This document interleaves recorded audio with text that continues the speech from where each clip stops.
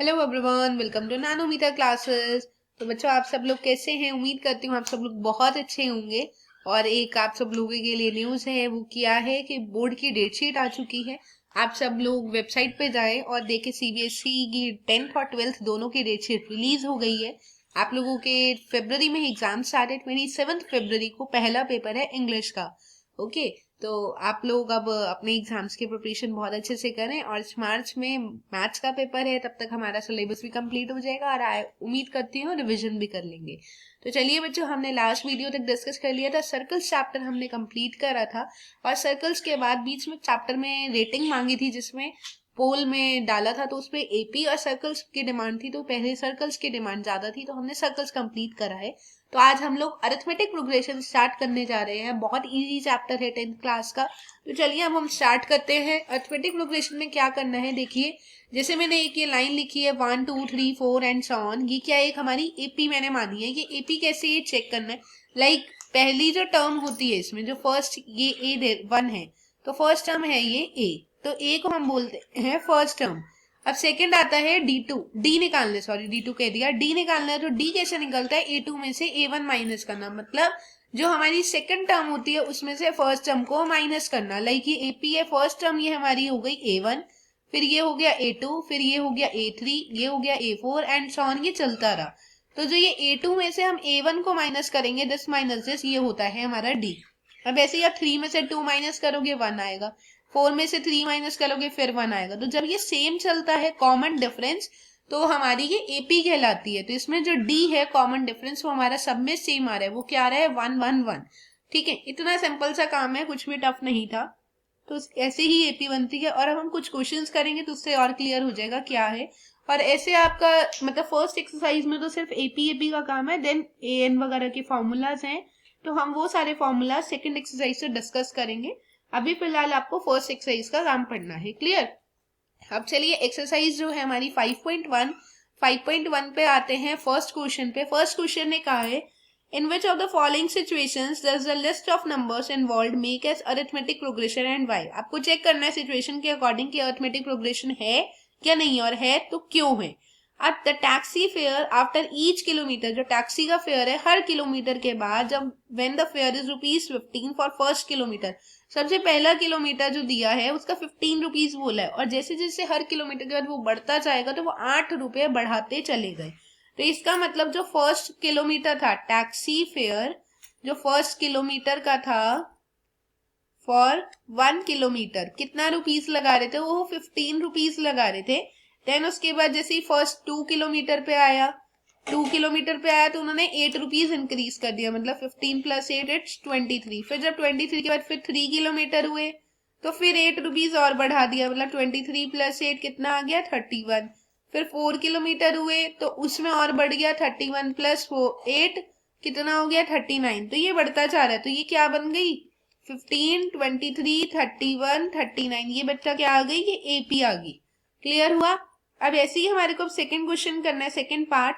Second part में ये बोला है क्या, कि जो सेकंड पार्ट है, the amount of air present in a cylinder, जो अमाउंट ऑफ एयर सिलेंडर में प्रेजेंट है व्हेन अ वैक्यूम पंप, अगर हम उसमें से वैक्यूम पंप को रिमूव कर दें 1/4 उसका, of the air remaining in the cylinder at a time, तो 1/4 रिमेनिंग रहेगा सिलेंडर में। सपोज कर लेते हैं कि let the volume of air, तो वॉल्यूम कितना है of air in a cylinder, cylinder में वॉल्यूम हमने मान लिया कितना बेटा, V है, V लीटर्स।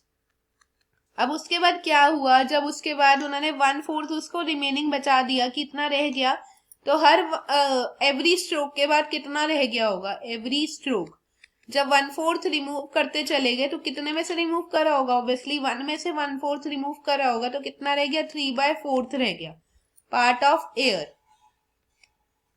ये हमारा रिमेनिंग पोर्शन रह गया। इसका मतलब पहला अगर हमने V माना तो अगला रह गया 3/4 ऑफ V, फिर अगला बढ़ गया उससे 3/4 और V का स्क्वायर हो गया, फिर ऐसे ये बढ़ता चला गया। तो बढ़ता चला गया था तो ये क्यूब हो गया। अब उसके बाद ये हमारा कॉमन डिफरेंस सेम आ रहा है, तो दिस इज एन एपी। बस हमारे को चेक करना था एपी है नहीं और क्यों है, हमने उसको रीजन दे दिया। चलिए अब थर्ड पार्ट पे आते हैं। जिसको भी कोई दिक्कत हो कमेंट में आप पूछ सकते हैं। थर्ड पार्ट है the cost of digging a well every metre of digging when it cost ₹150। सबसे पहले कितनी कॉस्ट लग रही थी फर्स्ट मीटर की? फर्स्ट 150। सिंपल है, जैसे अभी फर्स्ट पार्ट करा, फर्स्ट मीटर की लगती है कॉस्ट ₹150, उसके बाद ₹50 बढ़ता जाता है। तो जैसे ये 2 मीटर्स बात आती है तो उसमें ₹50 बढ़ा दिए जाते हैं, मतलब 150 प्लस 50 कितना हो गया? 200। फिर जैसे 3 मीटर की बात आती है तो ये 200 में फिर ₹50 बढ़ा दिए जाते हैं, कितना हो जाता है? 250। ये ऐसे करते करते बढ़ता जा रहा है, मतलब 150, फिर ये आ गया 200, फिर आ गया 250 एंड सो ऑन। तो ये भी क्या बन गई? एपी बन गई। तो दिस इज एन एपी। यहाँ पर हमारा थर्ड पार्ट भी कंप्लीट होता है। अब चलते हैं हम फोर्थ पार्ट पे। फोर्थ पार्ट हमारा कहते हैं the amount of money in a account every year ₹10,000 deposited at the compound interest 8% per annum. अब कंपाउंड इंटरेस्ट की बात आ गई। अब आप लोगों ने सबने एक फॉर्मूला पढ़ा है, principal into 1 plus R/100 whole to the power n। ये अमाउंट का फॉर्मूला पढ़ा है, CI का नहीं, ये अमाउंट का पढ़ा है। तो क्वेश्चन ने सिर्फ ये बात बोली है कि अमाउंट जो हम डिपॉजिट कर रहे हैं 10,000 डिपॉजिट कर रहे हैं और इंटरेस्ट 8% मिलता जा रहा है। तो मतलब पहली बार कितना होगा? 10,000 इंटू 1 प्लस R/100। आर कितना है बेटा? Rate 8% given 8%। और टाइम पहली बार तो 1 करा होगा, फिर अगली बार कितना करा होगा उसका एक और, मतलब अगला साल और बढ़ गया, मतलब 1 के 2 ईयर्स हो गए। फिर कितना करा होगा? फिर 3 ईयर्स का करा होगा, तो 8/100 होल ऑफ 3 ईयर्स। ऐसे ही करता हुआ बढ़ता चला गया। तो ये क्या है? दिस इज एन, ये बढ़ता चला गया। तो बेटा ये एपी नहीं बनी, ये एपी नहीं है। क्यों? क्योंकि ये सेम नहीं आ रहा है। This is not an AP. आप इसका जब वो निकालोगे क्या चीज, हम वो फाइंड आउट करेंगे डिफरेंस, तो वो सेम नहीं आएगा, बिकॉज ये 1 है, फिर 2 है, फिर 3 है। ऐसे ही आई थिंक एक पीछे भी सेम क्वेश्चन था, उसमें एक मिस्टेक हो गई। कहाँ पर? Volume of air present in cylinder. यहाँ पर ये डिफरेंस सेम नहीं आने का है, एक पहले कम है फिर ज्यादा, एक बढ़ रहा है। This is not an AP. तो ये एपी नहीं था, यहाँ पर एक मैंने मिस्टेक कर दी है, उसके लिए आई एम रियली सॉरी। आप उसको प्लीज चेक कर लीजिएगा। This is not an AP. चलिए अब आगे आते हैं, कौन सा है ये? हमारा फर्स्ट क्वेश्चन कंप्लीट हो गया है।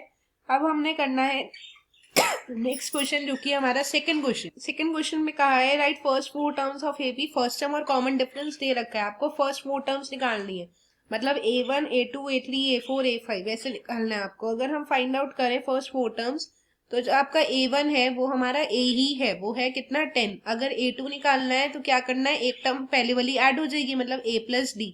A कितना है? 10 प्लस 10, ये आ गया 20। ऐसे ही A3 निकालना है, वो क्या हो जाएगा? A2 में आप D को ऐड कर दोगे, मतलब 20 प्लस 10 कितना आ गया? 30। ऐसे A4 फाइंड आउट करोगे तो A3 में D को ऐड कर दोगे, ये आ जाएगा 30 प्लस 10। तो 30 प्लस 10 ये आ गया 40। तो AP बन गई 10 20 30 40 एंड सो ऑन। ये AP आ गई। क्लियर हो गया? अब फर्स्ट पार्ट हमारा कंप्लीट होता है। अब सेकेंड पार्ट पे आते हैं। A1 तो हमारा A ही है, जो कि -2 है। A2 फाइंड करो। A plus D -2 plus D कितना है? 0, तो -2। A3 कितना आ जाएगा? A2 plus D. A2 कितना है? -2 प्लस 0 -2। A3 हो गया। A4 निकालो। A3 प्लस डी, तो -2 प्लस 0 कितना आ गया? -2। तो AP क्या आ रही है? ये -2 -2 एंड -2। ये 4 टर्म्स हमने निकाल दी। क्वेश्चन ने 4 टर्म्स ही कही है। चलिए बच्चों, अब हम आते हैं थर्ड पार्ट पे। अब थर्ड पार्ट ने क्या कहा है, देखो ध्यान से। थर्ड पार्ट है A इज इक्वल्स टू 4, तो A1 और A इज इक्वल्स टू 4 है। अब A2 निकालना है, मतलब A plus D 4 plus of -3। 4 -3 1। बहुत सिंपल क्वेश्चन है, बिल्कुल बच्चों वाले, कुछ इसमें टफ नहीं था। A2 है 1 और D है -3, तो ये आ गया -2। ऐसे ही A4 निकालो। A3 प्लस डी कितना है? A3 -2 प्लस -3, तो ये आ गया -5। तो आ गया हमारा 1 -2 -5, और इससे पहले था 4। फोर्थ पार्ट में आओ। A1 आपका A ही है, -1। अब मैं डायरेक्ट बता रही हूँ बस। A प्लस डी मतलब -1 प्लस हाफ, अब ये आ जाएगा 1/2। और ऐसे ही A3 निकालना है, तो A2 प्लस डी। A2 कितना है आपका? -1/2, और प्लस ये माइनस का आएगा, D है हाफ, तो इक्वल टू आ गया 0। ऐसे A4 निकालना है, तो A3 plus D, 0 plus D है हाफ, तो यहाँ पर आ गया 1/2। फोर्थ पार्ट भी कंप्लीट होता है। फिफ्थ पार्ट पे आते हैं। Fifth part A1 equal to -1.5 और A2 equals to A plus D, मतलब -1.25 प्लस का और ये माइनस का 0.25। अब हम इसको माइनस कर देंगे, माइनस माइनस प्लस हो गया तो ये आ गया -1.50। A3 निकाल लो, A2 प्लस डी, A2 कितना है -1.50 प्लस डी कितना है -0.25। अब माइनस प्लस माइनस तो -1.75। ऐसे ही A4 निकाल लो, A3 प्लस डी, A3 आपका माइनस का 1.75 प्लस डी है माइनस का 0.25, माइनस का 2 आ जाएगा। तो हमारी जो टर्म्स बन गई वो क्या क्या आ गई हमारी, 1.25 कॉमा माइनस का 1.50 कॉमा माइनस का माइनस का 2। तो ये हमारी 4 टर्म आ गई। क्लियर हो गया बच्चों? हमने फर्स्ट सेकंड क्वेश्चन कर लिया, अब इसका third fourth and fifth question pending. Third and fourth के काफी सारे पार्ट्स हैं। उम्मीद करूंगी, कोशिश करेंगे कि हम नेक्स्ट वीडियो में सारे पार्ट्स डिस्कस कर लें। 2 क्वेश्चंस और पेंडिंग है, उन दोनों क्वेश्चंस को हम नेक्स्ट में कंप्लीट करेंगे और उसके आगे के हम नेक्स्ट एक्सरसाइज भी हम स्टार्ट करेंगे नेक्स्ट वीडियो में। तो मिलेंगे हम नेक्स्ट वीडियो में, तब तक के लिए आप वेट करें नेक्स्ट वीडियो का। और जितने क्वेश्चंस कराए इन सब की प्रैक्टिस जरूर करिएगा। और किसी को भी कोई दिक्कत हो कमेंट में पूछ लें, कोई क्वेरी आ रही हो कमेंट में और टेलीग्राम पे आप पूछ सकते हैं। डिस्क्रिप्शन बॉक्स में कॉन्टैक्ट नंबर अवेलेबल है, offline and online classes both are available, तो आप उसके लिए भी कॉन्टैक्ट कर सकते हैं। मिलेंगे अब हम नेक्स्ट वीडियो में। Okay, take care, bye bye, जय हिंद, जय भारत।